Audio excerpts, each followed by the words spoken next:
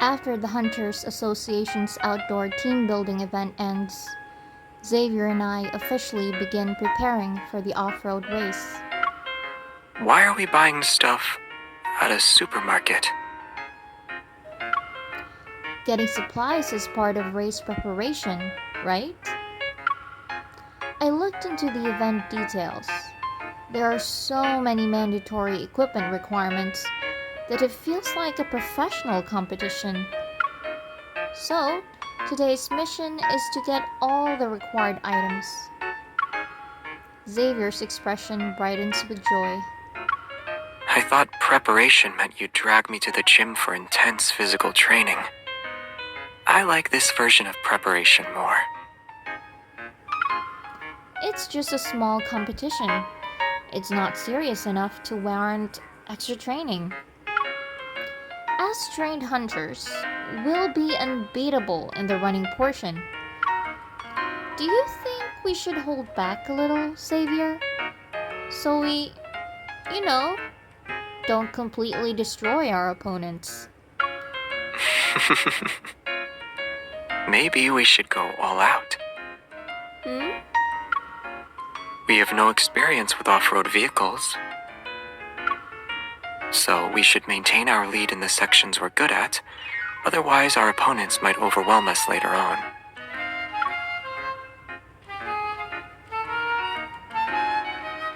We put all the equipment in our cart. Collapsible water bottles, survival whistles, power banks, and other required items. On our list, only one item remains unchecked: 500-calorie energy supplies.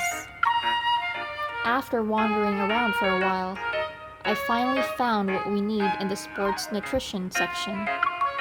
Energy gel?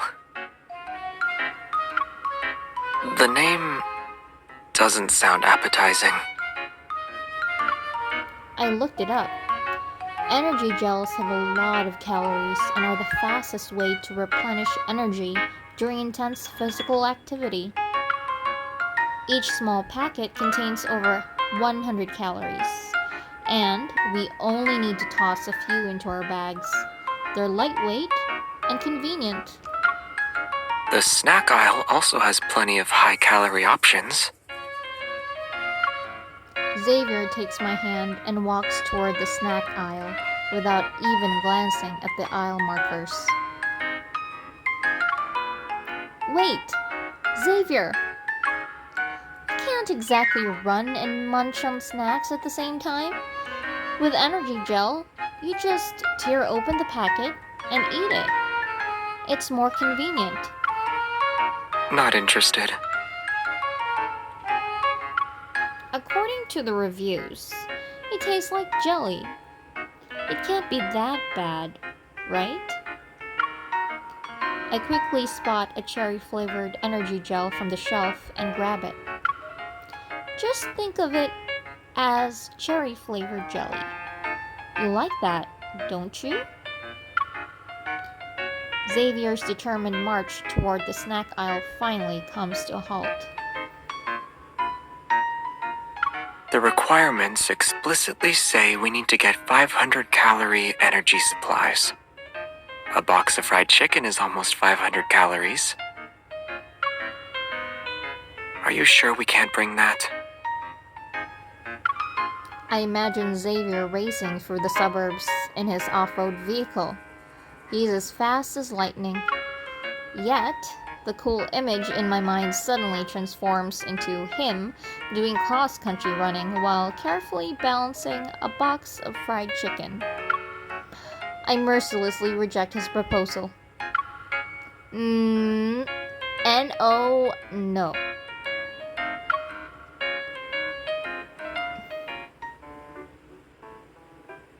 After ensuring our equipment is ready, Xavier and I start reviewing the other important points about the race.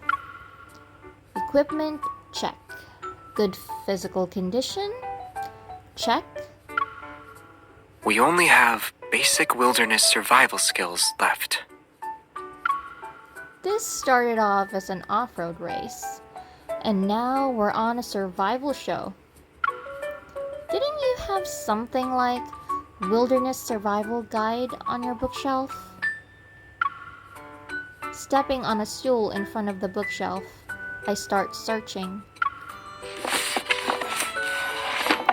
It has a lot of good advice from experts. It might be useful for hunters like us. And if we actually end up lost in the wilderness, getting food shouldn't be a problem with our skills. We still need to be careful about identifying sources of food, especially mushrooms. Got it. No matter how hungry we get, we'll only pick the edible mushrooms we can identify. Then, we'll boil them for 2 hours just to be safe. Starting a fire can be tricky sometimes, though. We can prepare in advance by making tinder with certain plants and storing it as a starter. Oh? Don't tell me you've already read the whole book. I watch some wilderness survival shows. But the white noise from the rainforest was too soothing. I fell asleep pretty quickly. A light bulb goes off in my head as I hop down and steady myself by using Xavier's shoulder. What was the survival show called again?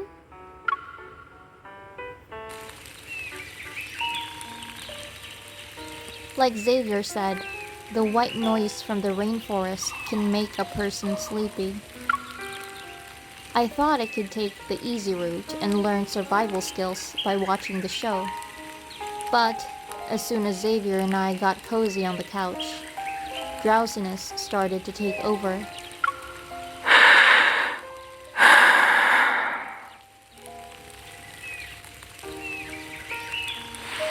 My body sways uncontrollably as it sets in. Xavier and I end up bumping each other's heads.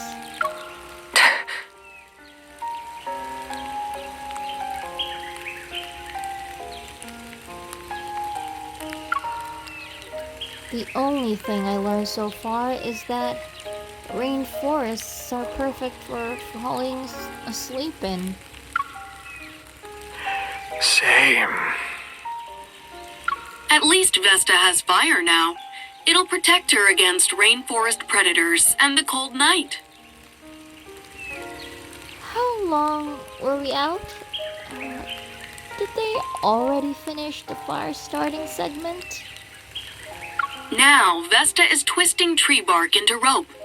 She's planning to use these to practice some knot tying techniques.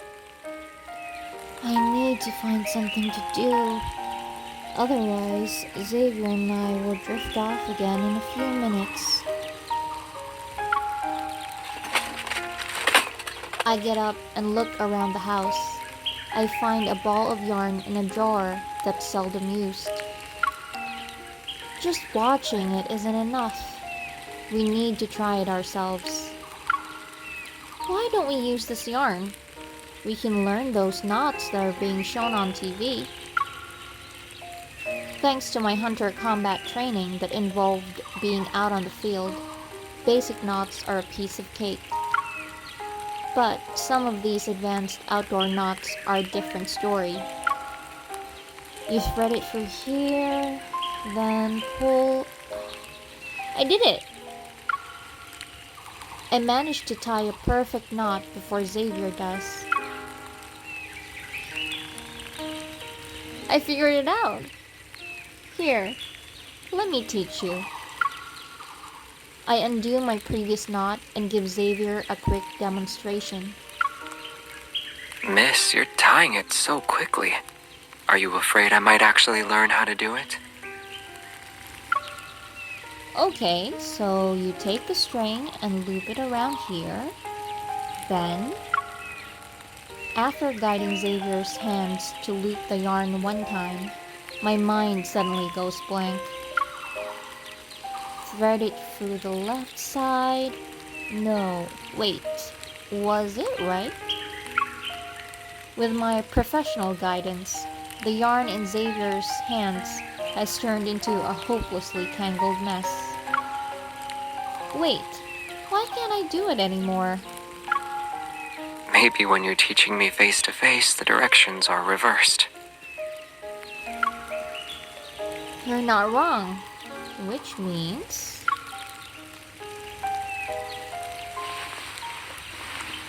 Before I realize it, Xavier's arms are wrapped around my waist.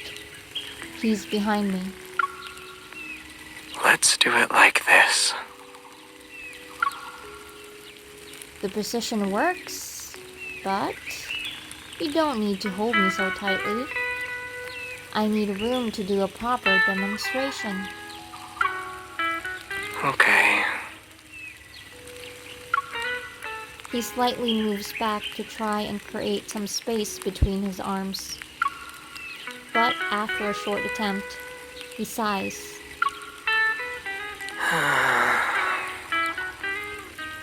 Oh no, you've tied it too tightly. I can't move.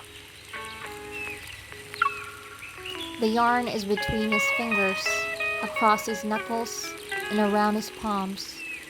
The loops around his wrists are so tangled that it's impossible to tell where they begin or end. According to that TV show, this knot is commonly used for hunting. The more the prey struggles, the tighter it gets. Was it always this effective? As if to demonstrate his point, he begins to struggle against the yarn. Not only do his hands become more tightly bound, but the effect can be seen at his wrists and biceps. I'm pulled even closer into his embrace. Xavier, be honest.